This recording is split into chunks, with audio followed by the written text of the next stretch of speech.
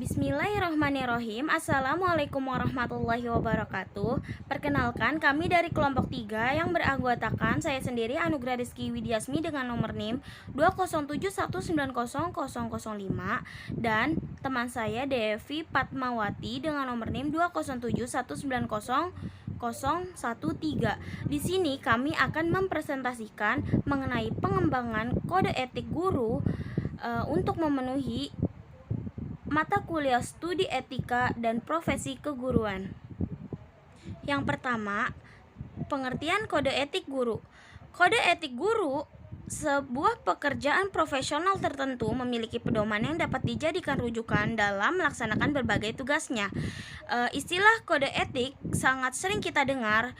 Setiap bidang profesi memiliki kode etik tersendiri, termasuk seorang guru. Ditinjau dari bahasa kode etik tersebut terdiri dari dua kata, yakni kode dan etik. Dalam Kamus Besar Bahasa Indonesia, kode berarti tanda atau kata-kata tulisan yang disepakati untuk maksud tertentu yang menjamin kerahasiaan. Contohnya berita, pemerintahan dan sebagainya. Yang kedua, kode menurut KBBI, kumpulan peraturan yang bersistem. Yang ketiga ada kumpulan prinsip yang bersistem. Kemudian etik. Dalam KBBI merupakan kumpulan asas atau nilai yang berkenaan dengan akhlak. Yang kedua ada nilai yang mengenai benar dan salah yang dianut suatu golongan atau masyarakat. Jadi kesimpulannya, kode etik bisa diartikan sebagai aturan atau landasan etika moral bagi profesi tertentu, aturan atau landasan yang memberi batas antara perilaku benar dan perilaku salah. Berdasarkan Undang-Undang Nomor 5 Tahun 2014 tentang Aparatur Sipil Negara atau yang biasa disingkat ASN, diantaranya mengatur perilaku agar pegawai ASN melaksanakan tugasnya dengan jujur, bertanggung jawab dan berintegritas tinggi, melaksanakan tugasnya dengan cermat dan disiplin, melayani sikap hormat, sopan dan tanpa tekanan, melaksanakan tugasnya sesuai dengan ketentuan peraturan undang-undang, menjaga kerahasiaannya yang menyangkut kebijakan. Guru adalah tenaga pendidik atau profesi yang memiliki tugas utama, yaitu mengajar, mendidik, membimbing, memberi arah, memberi pelatihan, memberi penilaian, serta mengadakan evaluasi kepada peserta didik yang menempuh pendidikannya sejak umur dini melalui jalur formal pemerintah berupa sekolah dasar hingga sekolah menengah atau yang berada di Undang-Undang Guru dan pada nomor 14 tahun 2005. Definisinya yang lebih luas, setiap orang yang mengajar sesuatu hal yang baru dapat dianggap sebagai guru. Dalam Kamus Besar Bahasa Indonesia atau KBBI disebutkan guru adalah orang yang pekerjaannya sebagai mengajar atau profesinya mengajar. 2. Tujuan kode etik guru. Yang pertama, menjunjung tinggi martabat profesi. Kode etik dapat menjaga pandangan dan kesan pihak luar atau masyarakat agar mereka tidak memandang rendah terhadap profesi yang bersangkutan. Oleh karena itu, setiap kode etik suatu profesi akan melarang berbagai bentuk tindak tanduk atau kelakuan anggotanya yang dapat mencemarkan nama baik profesi. Yang kedua, untuk menjaga dan memelihara kesejahteraan para anggotanya. Kesejahteraan mencakup lahir atau material maupun batin, spiritual, emosional, dan mental. Kode etik umumnya memuat larangan-larangan untuk melakukan perbuatan-perbuatan yang merugikan kesejahteraan para anggotanya. Misalnya dalam menetapkan tarif minimum bagi guru honorer atau anggota profesi dalam melaksanakan tugasnya, sehingga siapa saja yang mengadakan tarif di bawah minimum akan dianggap tercela dan merugikan teman seprofesi. Dalam hal ini, kesejahteraan batin, kode etik umumnya memberi petunjuk-petunjuk kepada anggotanya untuk melaksanakan profesinya. Yang ketiga, pedoman berperilaku. Kode etik mengandung peraturan yang membatasi tingkah laku yang tidak pantas dan tidak jujur bagi para anggota profesi dalam berinteraksi dengan sesama rekan anggota profesi. Yang keempat, untuk meningkatkan pengabdian anggota profesi, kode etik berkaitan dengan peningkatan kegiatan pengabdian profesi sehingga bagi para anggota profesi dapat dengan mudah mengetahui tugas dan tanggung jawab pengabdiannya dalam melaksanakan tugasnya. Oleh karena itu, kode etik merumuskan ketentuan-ketentuan yang perlu dilakukan para anggota profesi dalam menjalankan tugasnya. Yang kelima, untuk meningkatkan mutu profesi, kode etik memuat norma-norma dan anjuran agar agar para anggota profesi selalu berusaha untuk meningkatkan mutu pengabdian para anggotanya. Yang keenam, untuk meningkatkan mutu organisasi, profesi kode etik mewajibkan seluruh anggotanya untuk aktif berpartisipasi dalam membina organisasi profesi dan kegiatan-kegiatan yang dirancang organisasi. Yang ketiga, ada fungsi kode etik.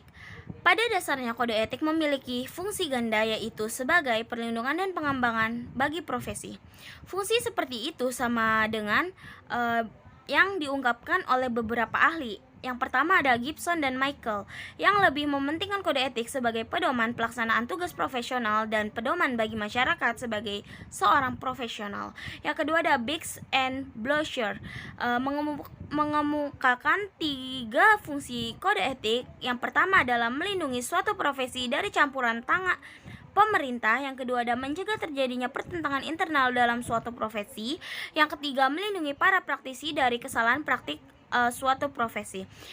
Yang ketiga, menurut Oteng Sutisna, bahwa pentingnya kode etik guru dengan teman kerjanya difungsikan sebagai penghubung serta saling mendukung dalam bidang mensukseskan misi dalam mendidik peserta didik, yakni berisi petunjuk-petunjuk bagi para anggota profesi mengenai bagaimana mereka melaksanakan profesinya, dan larangan-larangan berisi ketentuan-ketentuan tentang apa saja yang tidak boleh diperbuat atau dilaksanakan oleh mereka, tidak saja dalam menjalankan tugas profesi bagi mereka, tetapi juga menyangkut tingkah laku anggota profesi pada umumnya dalam pergaulan sehari-hari dalam masyarakat. Kode etik guru dirancang untuk dijadikan pedoman berperilaku bagi guru di mana dan dalam arena apapun guru itu berada. Secara umum, fungsi kode etik guru yang pertama agar guru mempunyai pedoman dan arah yang jelas dalam melaksanakan tugas, sehingga terhindar dari penyimpangan profesi. Yang kedua, agar guru bertanggung jawab atas profesinya. Yang ketiga, agar guru terhindar dari perpecahan dan pertentangan internal.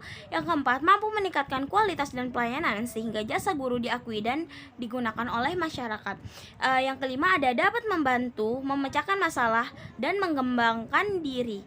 Yang keenam, agar profesi guru terhindar dari campur tangan profesi dan pemerintahan. Sekian presentasi dari saya. Selanjutnya akan dilanjutkan oleh teman saya, Devi Fatmawati. Assalamualaikum warahmatullahi wabarakatuh. Perkenalkan, nama saya Devi Fatmawati. Di sini saya ingin membahas materi mengenai yang pertama kode etik guru di Indonesia dan yang kedua sanksi terhadap pelanggaran kode etik guru. Kode etik guru di Indonesia. Menurut Sucipto, mengutip dari pernyataan Basuni, Ketua Umum PGRI pada Kongres PGRI ke-13 tahun 1973, mengatakan bahwa kode etik guru merupakan landasan moral serta pedoman tingkah laku guru warga PGRI dalam melaksanakan panggilan pengabdiannya bekerja sebagai guru. Kode etik yang menjadi landasan guru Indonesia yaitu kode etik yang menjadi keputusan Kongres 21 PGRI nomor 6 garing Kongres garing 21 garing PGRI garing 2013 tentang kode etik guru Indonesia atau disingkat sebagai KEGI. Adapun kode etik guru Indonesia adalah yang pertama, seorang guru berbakti membimbing anak didiknya seutuhnya untuk membentuk manusia pembangun yang berjiwa Pancasila. Yang kedua, guru memiliki kejujuran profesional dalam menerapkan kurikulum sesuai dengan kebutuhan anak didik masing-masing. Yang ketiga, guru mengadakan komunikasi terutama dalam memperoleh informasi tentang anak didik, tetapi menghindarkan diri dari segala bentuk penyalahgunaan. Yang keempat, guru menciptakan suasana kehidupan sekolah dan memelihara hubungan dengan baik dengan orang tua murid sebaik-baiknya bagi kepentingan anak didik itu sendiri. Yang kelima, guru memelihara hubungan dengan masyarakat di sekitar sekolah maupun masyarakat yang luas untuk kepentingan pendidikan. Yang keenam, guru secara sendiri-sendiri atau bersama-sama berusaha mengembangkan dan meningkatkan mutu profesinya. Yang ketujuh, guru menciptakan dan memelihara hubungan antar sesama guru baik berdasarkan lingkungan maupun di dalam hubungan keseluruhan. Yang kedelapan, guru bersama-sama memelihara, membina, dan meningkatkan mutu organisasi guru profesional sebagai sarana pengabdiannya. Dan yang terakhir, kesembilan, guru melaksanakan segala ketentuan yang merupakan kewajiban pemerintah dalam bidang pendidikan. Materi selanjutnya yaitu sanksi terhadap pelanggaran kode etik guru. Pelanggaran dapat didefinisikan sebagai penyimpangan terhadap nilai moral yang terkandung di dalam kode etik yang berkaitan dengan profesi guru. Setiap guru yang melanggar kode etik akan mendapatkan sanksi sesuai dengan peraturan perundang-undangan yang berlaku. Pihak yang berwenang untuk merekomendasikan sanksi pada pelanggaran kode etik adalah Dewan Kehormatan Guru Indonesia. Pemberian sanksi harus bersifat objektif, tidak diskriminatif, serta tidak bertentangan dengan dasar organisasi profesi dan perundang-undangan. Jika seorang guru melakukan pelanggaran kode etik, artinya guru tersebut telah melanggar sumpah atau janji guru yang telah diucapkan. Ketentuan tentang tanggung jawab guru dan dosen telah tertera dalam pasal 77 dan 78 Undang-Undang Nomor 14 Tahun 2015 ditetapkan sebagai berikut. Yang pertama, sanksi bagi guru. Guru yang diangkat oleh pemerintah atau pemerintah daerah yang tidak menjalankan kewajiban sebagaimana dimaksud dalam pasal 20 dikenai sanksi sesuai dengan peraturan perundang-undangan. Sanksi sebagaimana dimaksud pada ayat pertama berupa teguran, peringatan tertulis, penundaan pemberian hak guru, penurunan pangkat, pemberhentian dengan hormat, dan pemberhentian dengan tidak hormat. Guru yang berstatus ikatan dinas sebagaimana dimaksud dalam pasal 22 yang tidak melaksanakan tugas sesuai dengan perjanjian kerja atau kesepakatan kerja bersama akan diberi sanksi sesuai dengan perjanjian ikatan dinas. Guru yang diangkat oleh penyelenggara pendidikan atau satuan pendidikan yang diselenggarakan oleh satuan masyarakat yang tidak menjalankan kewajiban sebagaimana dimaksud dalam pasal 20 dikenai sanksi sesuai dengan perjanjian kerja atau kesepakatan kerja bersama. Guru yang melakukan pelanggaran kode etik akan dikenai sanksi oleh organisasi profesi. Guru yang dikenai sanksi sebagaimana dimaksud pada ayat 1, ayat 2, ayat 3, ayat 4, dan ayat 5 mempunyai hak dalam membela diri. Poin kedua, sanksi bagi dosen. Dosen yang diangkat oleh pemerintah yang tidak menjalankan kewajiban sebagaimana dimaksud dalam pasal 60 akan dikenai sanksi sesuai dengan peraturan perundang-undangan. Sanksi sebagaimana dimaksud pada ayat 1 berupa teguran, peringatan tertulis, penundaan pemberian hak dosen, penurunan pangkat dan jabatan akademik, pemberhentian dengan hormat, atau pemberhentian dengan tidak hormat. Dosen yang diangkat oleh penyelenggara pendidik atau satuan pendidikan tinggi yang diselenggarakan oleh masyarakat yang tidak menjalankan kewajiban sebagaimana dimaksud dalam pasal 60 akan dikenai sanksi sesuai dengan perjanjian kerja atau kesepakatan kerjasama.